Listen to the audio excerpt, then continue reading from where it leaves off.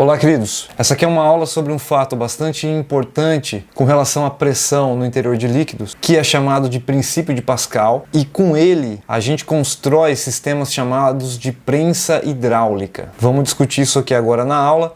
Então vamos começar com o princípio de Pascal, descoberto no século XVII, e está aqui o princípio de Pascal nessa frase. A alteração de pressão ocorrida em uma parte de um fluido é transmitida integralmente a todas as outras partes do mesmo fluido. Vamos entender isso através de exemplos. Suponha que você construiu esse reservatório aí e você colocou duas rolhas, a rolha A e a rolha B. Se você der uma pancada na rolha A, imediatamente a rolha B salta lá do outro lado do reservatório, como se a força tivesse sido feita sobre ele. O que aconteceu aqui, na verdade, foi uma transmissão de pressão pelo líquido, porque esse líquido é considerado como incompressível. Isto é, ele já ocupou todo o espaço que ele deveria ocupar. E qualquer empurrão sofrido por ele numa região vai ser transmitido integralmente para outra região. Com isso você pode montar sistemas como este aqui, ó. São duas seringas ligadas por um cano, você tem o mesmo fluido verde conectando as seringas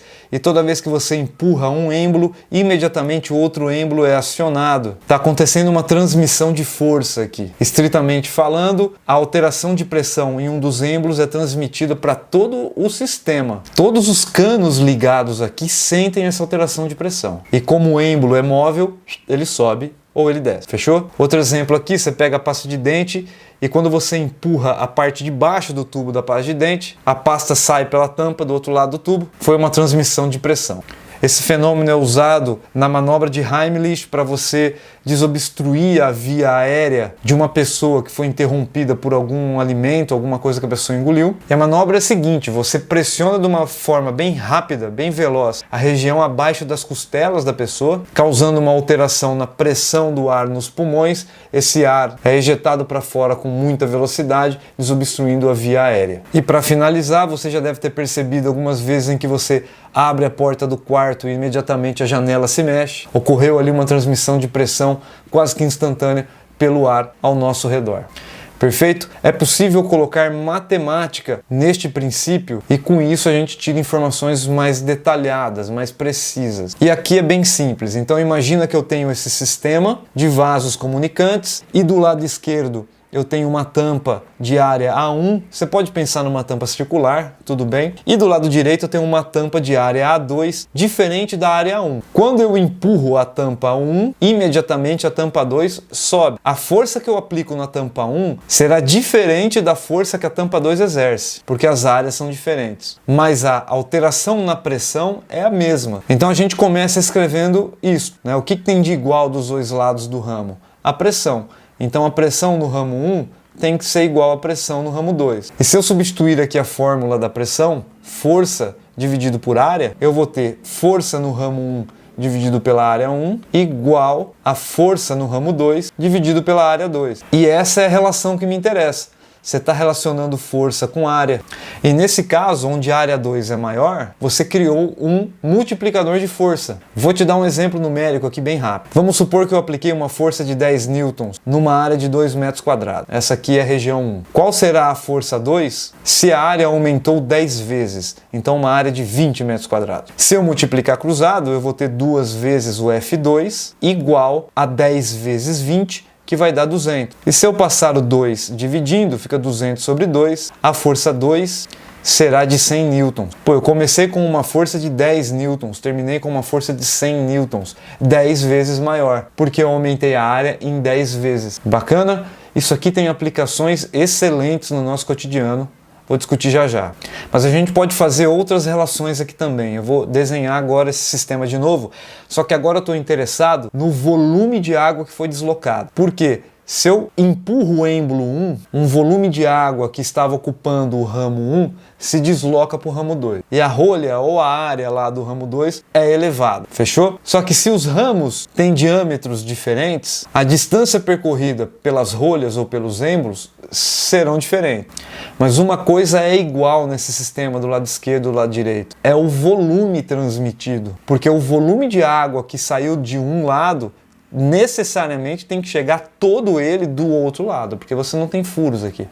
Então eu vou escrever isso. O volume que saiu do lado 1 tem que ser exatamente igual ao volume que chegou no lado 2. E a gente sabe calcular o volume. A gente está imaginando que esses caras aqui são cilindros, ok? São cilindros aqui. E o volume de um cilindro é a área da base vezes a altura.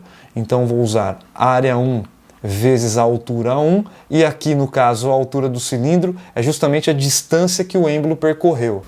E o volume 2 será a área 2 vezes a distância que o outro êmbolo subiu. Perfeito, você achou uma relação área e distância aqui. Você pode deixar assim, mas vamos melhorar a coisa. Por exemplo, eu vou passar a área 2 dividindo para o lado de cá e a distância 2 dividindo para o lado de lá. Então fica a área 1 sobre a área 2 igual a distância 2 sobre distância 1. E aqui eu tenho mais uma relação bacana entre área e distância, mas eu posso fazer melhor ainda, porque essa relação de áreas também aparece aqui na relação de forças. Olha só, se eu voltar nesta equação e passar a área 1 multiplicando o F2, só que aí eu passo o F2 dividindo o F1, eu tenho área 1 sobre área 2 igual F1 sobre F2. Então, eu isolei a razão A1, A2. A razão A1, A2 é igual à razão F1, F2. Tá vendo aqui? Por que eu faço isso? Para poder substituir aqui na fórmula. E eu troco A1 sobre A2 por F1 sobre F2. Vou fazer aqui um... E eu troco A1 sobre A2 por F1 sobre F2. Isso aqui tem que ser igual a distância 2 sobre distância 1. Essa relação aqui talvez apareça em algum exercício para vocês. Então, 3 conclusões importantes ou resultados importantes que advêm do princípio de Pascal. Vamos falar de aplicações para isso aqui agora. Aqui de novo é uma animação só para você perceber a quantidade de volume, né? Tudo que eu falei o cara explicou aí de uma maneira mais didática, fazendo uma animação.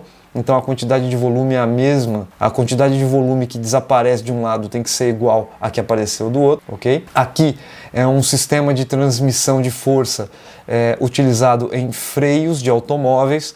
Quando você pisa num pedal, você comunica esta força até o pneu através de pistões e um líquido que se desloca, multiplicando a força que você aplicou no pedal. E aqui é uma máquina retroescavadeira, então você percebe aqui esse sistema de pistões hidráulicos, né, que transmitem a força por toda a máquina. Aqui também tem, ó. E esse sistema funciona dessa forma aqui, representado na animação. Aqui eu quero fazer um exercício, então vamos começar com o exercício 0. Vamos lá. Considere o elevador hidráulico. Vamos supor que você quer elevar esse carro aqui, ok? Você vai aplicar uma força F1 de um lado do ramo e vai elevar o carro do outro lado do ramo, certo? O carro tem peso de 10.000 N. Ele está apoiado sobre o êmbolo e a área do êmbolo 2 é 500 centímetros quadrados. A força F1 exercida no êmbolo A1, então a área do êmbolo 1 é 25 centímetros quadrados, está sustentando o carro. Eu quero determinar essa força F1 que está sustentando o carro. Muito bem, você vai fazer uma relação de área-força aqui. Então a gente já descreveu o sistema. Você sabe que força 1 sobre área 1 é igual a força 2 sobre área 2. E aqui não tem segredo, basta substituir os números na fórmula. Então eu quero calcular a força 1 e eu vou dividir pela área 1.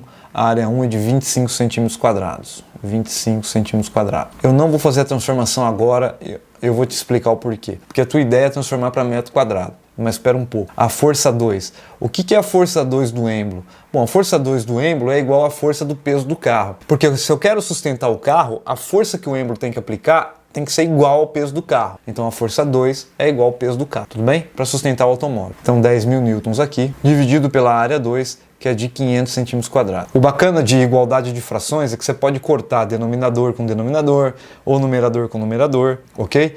Então, se você faz a transformação de centímetro quadrado para metro quadrado aqui do lado esquerdo e também faz a transformação do lado direito, você pode cortar as transformações e você volta ao ponto original. Você transformou e cortou. Então não precisa transformar nesses casos aqui. Então eu posso cortar o centímetro quadrado com o centímetro quadrado. Eu também posso cortar 2 zeros do 10.000 com os 2 zeros do 500. Assim eu simplifico as frações e eu posso multiplicar cruzado. Então fica 5 vezes F1 igual a 25 vezes 100. Então o F1 será igual a 25 vezes 100, que é 2.500, dividido por 5. Então a força que você aplica no êmbolo 1 será igual a 500 newtons. Olha que interessante. Basta uma força de 500 newtons, que é uma massa de 50 quilos, colocada ali no êmbolo 1, para sustentar um carro de peso 10.000 newton. Então, de novo, esse sistema é conhecido como multiplicador de força. Vamos fazer esse último aqui, que ele é um exercício de análise matemática do sistema, ele é bacana para a gente treinar o nosso raciocínio matemático também aqui. Quantas vezes a intensidade do peso do objeto, peso do objeto poderia ser esse cara aqui, ó, esse cara aqui é o objeto, certo? Ele está sobre a área 2. Quantas vezes a intensidade do peso do objeto será maior que a intensidade da força 1, ou seja, ele quer uma relação entre o peso do objeto, vamos fazer assim, ó, vou até desenhar aqui a seta, peso do objeto e F1, ele quer essa relação. Então, quantas vezes o peso é maior que F1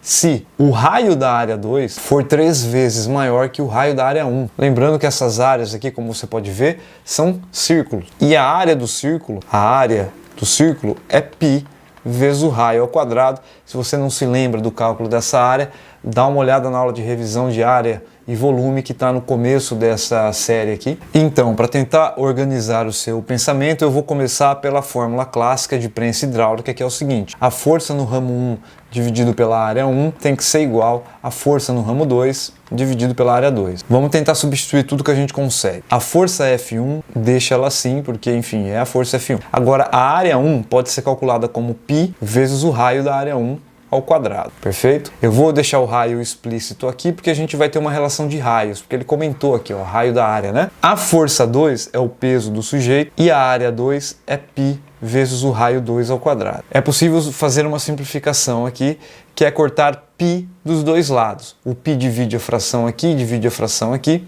Muito bem, então você pode cortar dos dois lados. Então eu obtenho força 1 sobre o raio 1 ao quadrado é igual ao peso sobre o raio 2 ao quadrado. Sem crise, só tem letras aqui. Mas vamos olhar para a relação de raio. O raio da área 2, então o raio da área 2, ele é 3 vezes maior que o raio da área 1. Então o raio da área 2 é 3 vezes o R1, perfeito?